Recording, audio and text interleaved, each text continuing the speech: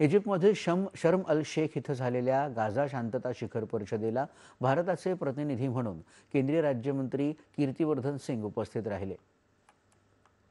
शांतता आणि संवाद आणि मुत्सद्देगिरीच्या माध्यमातून पश्चिम आशियातील समस्यांचं निराकरण करण्याच्या बाजूनं भारत आहे, असं परराष्ट्र व्यवहार मंत्रालयानं म्हटलं आहे.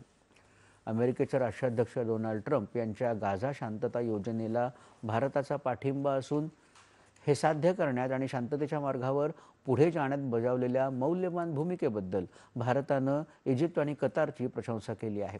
गाझापट्टीतील सर्व उर्वरित पोलिसांची सुटका आणि प्रादेशिक शांतता आणि स्थैर्यासाठी प्रयत्नांना बळकटी देणं हे युद्धबंदीनंतर आयोजित करण्यात आलेल्या या शिखर परिषदेचं उद्दिष्ट या प्रदेशात कायमस्वरूपी शांततेच्या दृष्टिकोनाशी सुसंगत होतं, असं भारतानं म्हटलं आहे.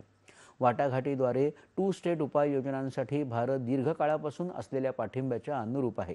या प्रदेशात कायमस्वरूपी शांतता प्रस्थापित करण्यासाठीच्या सर्व प्रयत्नांना भारत पाठिंबा देईल, असं परराष्ट्र व्यवहार मंत्रालयानं म्हटलं आहे. पंतप्रधान नरेंद्र मोदी यांनी हमासच्या तावडीत